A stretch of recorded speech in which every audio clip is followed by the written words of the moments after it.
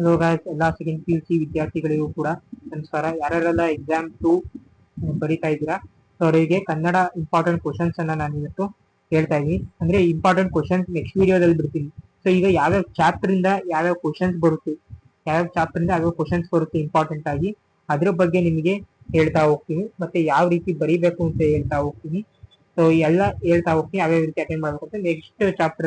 Next ವಿಡಿಯೋದಲ್ಲಿ ಈ questions, ಈ ಲೆಸನ್ ಮೇಲೆ ಇಂಪಾರ್ಟೆಂಟ್ ಕ್ವಶನ್ಸ್ ಅನ್ನ ಕೊಡ್ತೀನಿ. ಸೊ 100% ಬರೋತಕ್ಕಂತ ಕ್ವಶನ್ಸ್. ದಯವಿಟ್ಟು ಯಾರು ಕೂಡ ಸ್ಕಿಪ್ ಮಾಡದಂಗೆ ಪೂರ್ತಿ ವಿಡಿಯೋ ನೋಡಿ. ಯಾರೆಲ್ಲ ವಿಡಿಯೋ ನೋಡ್ತಾ ಇದ್ದೀರಾ ಸಬ್ಸ್ಕ್ರೈಬ್ ಮಾಡ್ಕೊಂಡು ವಿಡಿಯೋನ ನೋಡಿ. ಸೊ ಇವಾಗ ಲೇಟ್ ಮಾಡೋದು ಬೇಡ, ಶುರು ಮಾಡೋಣ ವಿಡಿಯೋನ. ಸೊ 2 ಮಾರ್ಕ್ಸ್ಗೆ ನಿಮಗೆ ಪ್ಯಾಟರ್ನ್ ಗೊತ್ತಿದೆ. 10 ಮಲ್ಟಿಪಲ್ ಚಾಯ್ಸ್ ಕ್ವಶನ್ಸ್ ಇರ್ತವೆ, so 5 fill in the blanks ಇರ್ತವೆ, 5 ಮ್ಯಾಚ್ ದ ಫಾಲೋಯಿಂಗ್ ಕ್ವಶನ್ಸ್ ಇರ್ತವೆ. ಸೊ ಆಮೇಲೆ 2 ಮಾರ್ಕ್ಸ್ ಇರ್ತದೆ, 3 ಮಾರ್ಕ್ಸ್ ಇರುತ್ತೆ, 4 ಮಾರ್ಕ್ಸ್ ಕ್ವಶನ್ಸ್ ಇರುತ್ತೆ, ಮತ್ತೆ ಸೂಚಿಸಿ ಬರೆಯುವಂತಹ ಒಂದು ಮೆಥಡ್ ಇರುತ್ತೆ, ಪ್ರಬಂಧ ಮತ್ತೆ ಲೆಟರ್ ರೈಟಿಂಗ್. ಸೊ ಇಷ್ಟು ಕೂಡ ಏನು ಕನ್ನಡದ ಒಂದು ಪ್ಯಾಟರ್ನ್ ಆಗಿರುತ್ತೆ. ಸೊ ಈಗ 2 ಮಾರ್ಕ್ಸ್ಗೆ ಯಾವ್ಯಾವ ಲೆಸನ್ ಇಂದ, ಚಾಪ್ಟರ್ ಇಂದ ನಿಮಗೆ ಕ್ವಶನ್ಸ್ ಗಳು ಬರ್ತವೆ, ಪದ್ಯ ಭಾಗದಿಂದ ಯಾವ್ಯಾವ ಚಾಪ್ಟರ್ ಬರುತ್ತೆ, ಗದ್ಯ ಭಾಗದಿಂದ ಯಾವ್ಯಾವ ಚಾಪ್ಟರ್ ಬರುತ್ತೆ ಅಂತ ಹೇಳಿ ನಿಮಗೆ ತೋರಿಸ್ತಾ ಹೋಗ್ತೀನಿ. ಸೊ ನೀವು ನೋಡ್ಕೊಳ್ಳಿ. ಸೊ 2 ಮಾರ್ಕ್ಸ್ಗೆ ಸೊ ಕದಡಿದ ಸಲಿಲಂ ತಿಳಿಯುವುದೆಂದರೆ, ಪಯಂ ಬಾಲಕನೆಂಬರೆ, ಬೆಳಗು ಜಾವ ಶಿಲಬೆ ಏರಿದ್ದಾನೆ. ಸೊ ಈ ಲೆಸನ್ ಅಲ್ಲಿ ಏನಿದೆ, ಈ ಪೊಯಾಮಲ್ ಏನಿದೆ, ಈ ಪೊಯಾಮಲ್ಲಿ 2 ಮಾರ್ಕ್ಸ್ಗೆ ಕ್ವಶನ್ಸ್ ಬರುವಂತದ್ದು. ಸೊ 2 ಮಾರ್ಕ್ಸ್ಗೆ 4 ಕ್ವಶನ್ಸ್ ಇರುತ್ತೆ. ನೀವು ಓನ್ಲಿ ಎಷ್ಟು ಅಟೆಂಡ್ ಮಾಡಬೇಕಾಗುತ್ತೆ, 4 ಕ್ವಶನ್ಸ್ಗೆ 2 ಅಟೆಂಡ್ ಮಾಡಬೇಕಾಗುತ್ತೆ. ಸೊ ನೀವು ಯಾವ್ದಾನ 2 ಚಾಪ್ಟರ್ ಅನ್ನ ಕಂಪ್ಲೀಟ್ ಆಗಿ ಓದ್ಕೊಂಡ್ರು ಸಾಕು. ಸೊ ಎನಿ 2 ಚಾಪ್ಟರ್ಸ್ ಅನ್ನ ನೀವು ಕಂಪ್ಲೀಟ್ ಆಗಿ ಓದ್ಕೊಂಡ್ರು ಕೂಡ 2 ಮಾರ್ಕ್ಸ್ ಆರಾಮ್ಸಾಗಿ ಬರೀಬಹುದು. ಸೊ ನಾನು ಪಾಸ್ ಆಗೋದಿಕ್ಕೆ ಯಾವ ರೀತಿ ಬರೀಬೇಕು ಅಂತಾನು ಹೇಳ್ಕೊಡ್ತೀನಿ. ಮತ್ತೆ ಯಾರೆಲ್ಲ ಇಂಪ್ರೂವ್ಮೆಂಟ್ ಎಕ್ಸಾಮ್ಸ್ ಅನ್ನ ಬರೀತಾರಲ್ಲ, ಸೊ ಅವ್ರಿಗೂ ಕೂಡ ಯಾವ ರೀತಿ ಬರೀಬೇಕು ಅಂತ 2 ತರನು ಟೀಚ್ ಮಾಡ್ತಾ ಇದೀವಿ. ಪಾಸಿಂಗಿಗೆ ಯಾವ ರೀತಿ ಬರೀಬೇಕು ಅಂತ ಹೇಳ್ತೀನಿ. ಕೊನೆಯವರೆಗೂ ವಿಡಿಯೋನ ನೋಡಿ, ಯಾರು ಸ್ಕಿಪ್ ಮಾಡಬೇಡಿ, ದಯವಿಟ್ಟು ಯಾರು ಸ್ಕಿಪ್ ಮಾಡಕ್ ಹೋಗ್ಬೇಡಿ, ನೋಡ್ತಾ ಇರಿ. ಮುಟ್ಟಿಸಿಕೊಂಡವನದಲ್ಲಿ ಕನ್ನಡವನ್ನು ಕಟ್ಟುವ ಕೆಲಸ ಬದುಕನ್ನು ಪ್ರೀತಿಸಂತ ಹಳ್ಳಿಗಳ ಚಹಾ ಹೋಟೆಲ್ಗಳು. ಸೊ ಇದು ಪದ್ಯ ಭಾಗದಲ್ಲಿ 2 ಮಾರ್ಕ್ಸ್ಗೆ ಇಷ್ಟು ಚಾಪ್ಟರ್ ಅಲ್ಲಿ ಕ್ವಶನ್ಸ್ ಗಳು ಬರ್ತವೆ. ಮತ್ತೆ ಕೃಷ್ಣೇಗೌಡರ ಆನೆ, ಸೊ ಪಾಸ್ ಆಗೋ ವಿದ್ಯಾರ್ಥಿಗಳಿಗೆ ಹೇಳ್ತಾ ಇದೀನಿ. ಸೊ ಕೃಷ್ಣೇಗೌಡರ ಆನೆಯನ್ನ ಕಂಪ್ಲೀಟ್ ಆಗಿ ಓದ್ತಾರೆ. ಸೊ ಇಂಪ್ರೂವ್ಮೆಂಟ್ ಎಕ್ಸಾಮ್ ಬರೆಯೋರಿಗೆ ಕೃಷ್ಣೇಗೌಡರ ಆನೆ ಬಂದು 25 ಮಾರ್ಕ್ಸ್ಗೆ ಕವರ್ ಆಗುತ್ತೆ. So MCQ, fill in the blanks, match the following, ಅಥವಾ 2 ಮಾರ್ಕ್ಸ್, 3 ಮಾರ್ಕ್ಸ್, 4 ಮಾರ್ಕ್ಸ್ ಪ್ರತಿಯೊಂದು ಏನಲ್ಲೂ ಕೃಷ್ಣೇಗೌಡರ ಆನೆ ಬರುತ್ತೆ. 25 ಮಾರ್ಕ್ಸ್ಗೆ ಕವರ್ ಆಗುತ್ತೆ. ಇದ್ರ ಮೇಲೆ ಇಂಪಾರ್ಟೆಂಟ್ ಕ್ವಶನ್ಸ್ ಯಾವ್ದು ಬರುತ್ತೆ ಅಂತಾನು ಕೂಡ ನಾನು ನೆಕ್ಸ್ಟ್ ವಿಡಿಯೋದಲ್ಲಿ ನಿಮಗೆ ಅಪ್ಲೋಡ್ ಮಾಡ್ತೀನಿ. ಸೊ ಇವಾಗ ಕೃಷ್ಣೇಗೌಡರ ಆನೆ 25 ಮಾರ್ಕ್ಸ್ಗೆ ಇರುತ್ತೆ. ಸೊ ಎಲ್ಲದನ್ನು ಕೂಡ ನೀವು ಓದ್ಕೊಬೇಕಾಗುತ್ತೆ. 2 ಮಾರ್ಕ್ಸ್ಗೆ ನಾನು ಹೇಳ್ತೀನಿ ಇಂಪಾರ್ಟೆಂಟ್ ಕ್ವಶನ್ಸ್ ನೆಕ್ಸ್ಟ್ ವಿಡಿಯೋದಲ್ಲಿ.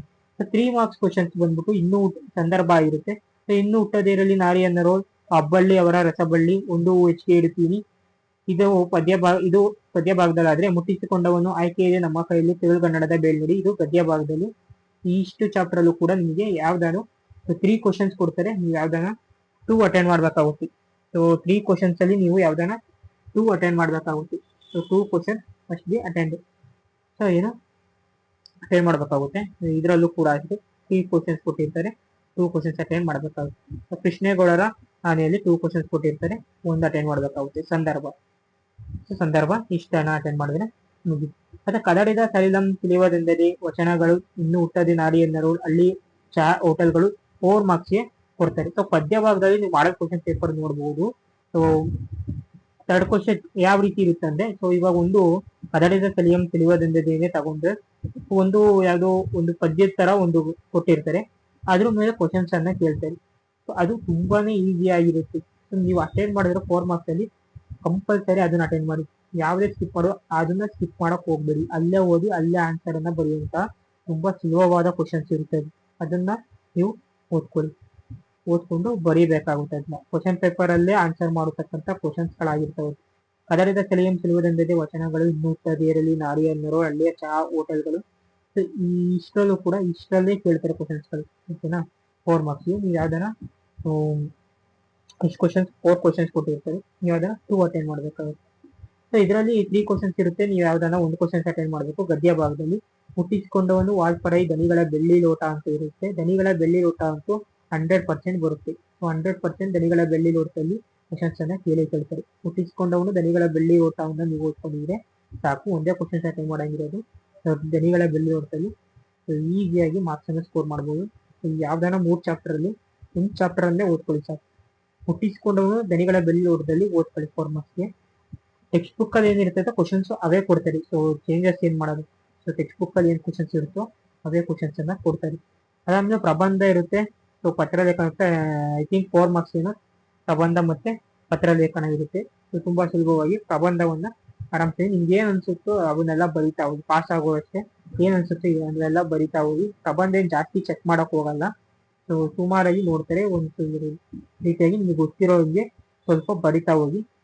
ಸೊ ಪತ್ರಲೇಖನ ಪ್ರಾಕ್ಟೀಸ್ ಮಾಡಿ. ಮತ್ತೆ ಗುಣವಾಚಕ, ವಿಭಕ್ತಿ, ಸ್ವಂತ ವಾಕ್ಯ, ತತ್ಸಮ, ಅನ್ಯದೇಶಿ, ಕಾಲಸೂಚನೆ ಮಾಡೋದು ಇವೆಲ್ಲ ಕೊಡ್ತಾರೆ. ನಾನಾರ್ಥ ಇವೆಲ್ಲ ಕೊಡ್ತಾರೆ. ಸೊ ನಾನಾರ್ಥ ಅಂದ್ರೆ ನಿಮ್ಗೆ ಗೊತ್ತಾಗುತ್ತೆ. ನಾನಾರ್ಥ ಎಷ್ಟೊಂದ್ ಜನ ಏನ್ ಮಾಡ್ತಾರೆ, ಕನ್ಫ್ಯೂಷನ್ ಮಾಡ್ಕೊಂತಾರೆ. ಸಮಾನಾರ್ಥ ಅಂದ್ರೆ ಅದಕ್ಕೆ ಸಮಾನವಾಗಿರತಕ್ಕಂಥ ಅರ್ಥವನ್ನ ಬರೆಯುತ್ತೆ. ನಾನಾರ್ಥ ಅಂದ್ರೆ ಅದಕ್ಕೆ ಅನುಗುಣವಾಗಿ ಯಾವುದೇ ಅರ್ಥವನ್ನ ಕೊಡುತ್ತೆ, ಬೇರೆ ಬೇರೆ ಅರ್ಥವನ್ನ ಕೊಡುತ್ತೆ. ಇವಾಗ ಫಾರ್ ಎಕ್ಸಾಂಪಲ್ ಗುರು ಅಂತ ತಗೊಳ್ಳೋಣ. ಸೊ ಗುರು ಅಂದ್ರೆ ಏನು. ಸೊ ನಾನಾರ್ಥದಲ್ಲಿ ಗುರು ಅಂದ್ರೆ ಒಂದು ವಾರವನ್ನ ಕನ್ಸಿಡರ್ ಮಾಡ್ಕೊಂತೀವಿ, ಗುರುವಾರ.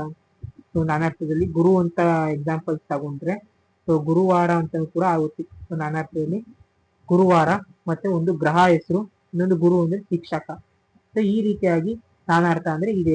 ಸಮಾನಾರ್ಥ ಅಂದ್ರೆ ಸೊ ಏನು, ಗುರು ಅಂದ್ರೆ ಏನು, ಶಿಕ್ಷಕ ಏನಂತ ಕರೀತಾರೆ, ಸಮಾನಾರ್ಥಕ ಅಂದ್ರೆ ಆ ರೀತಿಯಾಗಿ ಸಮಾನವಾಗಿ ಅವರ ಅರ್ಥ. ಇವಾಗ ಅರಸು ಅಂದ್ರೆ ರಾಜ, ಒಡೆಯ, ಈ ರೀತಿಯಾಗಿ ಅದು ಸಮಾನಾರ್ಥಕ. ಸೊ ಗುರು ಅಂದ್ರೆ ನಾನಾರ್ಥ ಅಂದ್ರೆ ಗುರು ಅಂದ್ರೆ ವಾರ ಅಂತಾನೂ ಆಗುತ್ತೆ, ಗ್ರಹ ಅಂತಾನೂ ಕೂಡ ಆಗುತ್ತೆ. ಆ ರೀತಿಯಾಗಿ ನಾವು ಹೇಳ್ತಾ ಹೋಗ್ತೀವಿ. ಗುಣವಾಚಕ ಅಂದ್ರೆ ಇವಾಗ ಫಾರ್ ಎಕ್ಸಾಂಪಲ್ ಹಾಳೆ ಅಂತ ಕನ್ಸಿಡರ್ ಮಾಡ್ಕೊಂತೀವಿ. ಯಾವ ಹಾಳೆನೂ ತುಂಬಾ ಮುಖ್ಯ ಆಗ್ತದೆ. ಇಲ್ಲಿ ಇವಾಗ ಹೇಳ್ತೀನಿ ಬಿಳಿ ಹಾಳೆ. ಸೊ ಬಿಳಿ ಅಂತ ಅನ್ನೋದೇನು ಅದರ ಗುಣವನ್ನ ಸೂಚಿಸ್ತಾ ಇದೆ. ಎಂತ ಹಾಳೆ ಅಂತ ಸೂಚಿಸ್ತದೆ, ಬಿಳಿ ಹಾಳೆ ಅಂತ ಹೇಳಿ ಸೂಚಿಸ್ತಾ ಇದೆ. ಆದ್ರಿಂದ ಗುಣವಾಚಕ ಅಂತ ಹೇಳಿ ಕರೀತೀವಿ. ವಿಭಕ್ತಿ, ಸ್ವಂತ ವಾಕ್ಯ, ತತ್ಸಮ, ಅನ್ಯದೇಶಿ ಈ ರೀತಿ ಇರ್ತವೆ. ನಿಮ್ಗೆ ಯಾವ್ದು ಸುಲಭವಾಗಿ ನಿಮಗೆ ಬರುತ್ತೋ ಅಂತ ಕ್ವಶನ್ಸ್ ಗಳ ಮೇಲೆ ಕಾನ್ಸಂಟ್ರೇಷನ್ ಅನ್ನ ಮಾಡಿ. ಸೊ ಇವತ್ತಿನ ವಿಡಿಯೋ ಇಷ್ಟ ಆಯಿತು. ನೆಕ್ಸ್ಟ್ ವಿಡಿಯೋದಲ್ಲಿ ನಾನು ಇಂಪಾರ್ಟೆಂಟ್ ಕ್ವಶನ್ಸ್ ಅನ್ನ ಬಿಡ್ತೀನಿ. ಸೊ ಯಾವ್ದಾನ ಡೌಟ್ಸ್ ಇದ್ರೆ ಕಮೆಂಟ್ ಮಾಡಿ. ಸೊ ಇಂಪಾರ್ಟೆಂಟ್ ಕ್ವಶನ್ಸ್ ಈಗ ಎಲ್ಲ ಇದೇ ಲೆಸನ್ಸ್ ಇಂದ ಬರುತ್ತೆ. ಇಂಪಾರ್ಟೆಂಟ್ ಕ್ವಶನ್ಸ್ ಅನ್ನು ಹೇಳ್ತೀನಿ. ಮತ್ತೆ ಕೃಷ್ಣೇಗೌಡರ ಆನೆ ಯಾರು ಕೂಡ ಬಿಡಬೇಡಿ. ಸೊ ಪಾಸ್ ಆಗೋ ವಿದ್ಯಾರ್ಥಿಗಳು ಕೃಷ್ಣೇಗೌಡರ ಆನೆ ಮತ್ತೆ 2 ಮಾರ್ಕ್ಸ್ ಇಂದ ಓದ್ಕೊಂಡ್ರು ಸಾಕು. ಲೆಟರ್ ರೈಟಿಂಗ್, ಪ್ರಬಂಧ, ಗುಣವಾಚಕ ಇವು ಬರುತ್ತೆ, ಆರಾಮ್ಸಾಗಿ ಪಾಸ್ ಆಗ್ತೀರಾ. ಸೊ ಯಾರೆಲ್ಲ ಈ ವಿಡಿಯೋ ನೋಡಿದ್ದೀರಾ, ಇಷ್ಟ ಆದರೆ ಲೈಕ್ ಮಾಡಿ, ಶೇರ್ ಮಾಡಿ ಮತ್ತೆ ಸಬ್ಸ್ಕ್ರೈಬ್ ಮಾಡ್ಕೊಳ್ಳೋದನ್ನ ಮರಿಬೇಡಿ. ಇನ್ನೊಂದು ಪಾರ್ಟ್ 2 ವಿಡಿಯೋನ ಬಿಡ್ತೀನಿ ಇದ್ರದ್ದು. ಸೊ ಅದರಲ್ಲಿ ಇಂಪಾರ್ಟೆಂಟ್ ಕ್ವಶನ್ಸ್ ಗಳನ್ನು ಕೂಡ ಇದೇ ಲೆಸನ್ ಇಂದ ಇಂಪಾರ್ಟೆಂಟ್ ಕ್ವಶನ್ಸ್ ಅನ್ನು ಬಿಡ್ತೀನಿ. Thank you.